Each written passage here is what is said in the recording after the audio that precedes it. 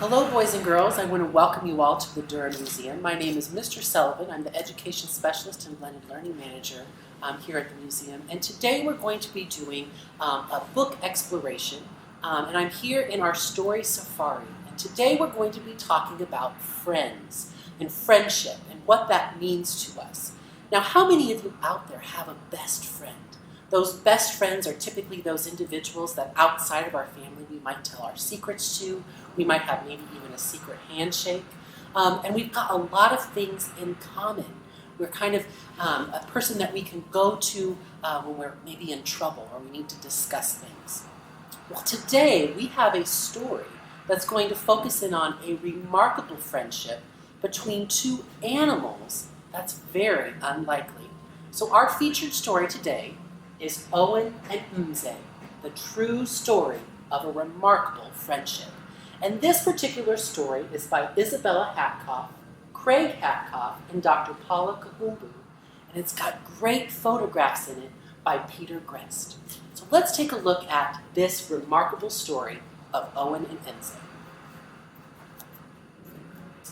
This is a true story of two great friends, a baby hippopotamus named Owen and a 130-year-old giant tortoise named Mzee. Here is how it all happened. Now, boys and girls, I'm not going to be reading the entire story today because this is definitely something that you can go to your own local school libraries or public libraries and check out. But let's find out how Mzee and Owen became such close friends.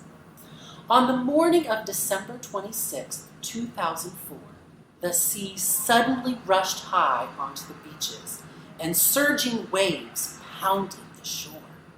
Imagine if that was happening in your area, boys and girls.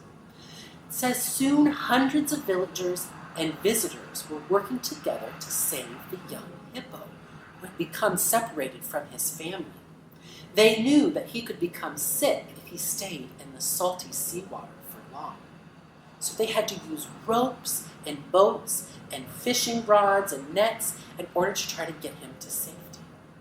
So here you can kind of see what it would have looked like if he was out in the ocean all by himself. Now this is a baby hippo. It would have been very scary for him to be out there all on his own. Now once he was saved, the people of the village had to decide what was going to happen to him. It says that the people weren't sure where Owen should be taken. So they called Haller Park, an animal sanctuary about 50 miles away near the city of Mombasa. And at this particular animal sanctuary, boys and girls, there was Dr. Paula, I just lost Paula's last name. Kahumbu, Paula Kahumbu. She's one of the authors, remember, of this particular story. And she decided that they had a space for Owen and that she was going to make sure that she personally came down to get Owen and take him to that safe place. So here in this picture we see Dr. Paula Kahumbu. Okay? And she was instrumental in finding a good spot for Owen to be taken.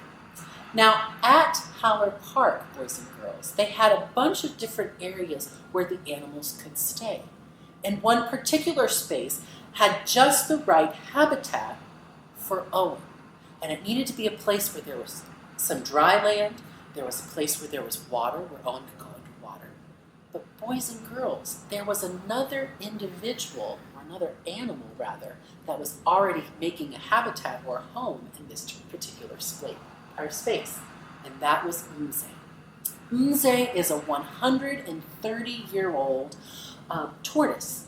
And we're going to find out here, I'm going to read a little bit more from the story, what happened when Owen and Mzee got together.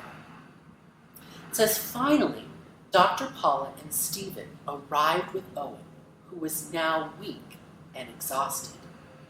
As soon as the ropes that held him were untied, Owen scrambled from the truck directly to Mzee, resting in a corner of the enclosure.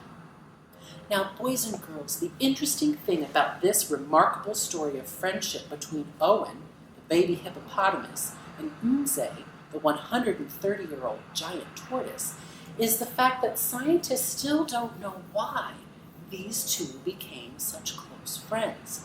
Now keep in mind that Owen was separated from his family. He was still a baby, and so he was looking for his mother or his father for protection. And some scientists believe that because Mzee was in the enclosure, that he may have thought that Mzee was his mother or his father. But the interesting thing is that giant tortoises, like Mzee, typically don't like to be around other animals. Sometimes they live in groups, but with Mzee, he was so used to being alone and not having anyone else around him. And we don't know if he thought that maybe Owen was another giant tortoise, but the fact that they became such close friends is a remarkable story. Now, Owen and Mzee, the true story of a remarkable friendship, was actually written by a young girl. She could probably be relatable to a lot of you students out in the classrooms today.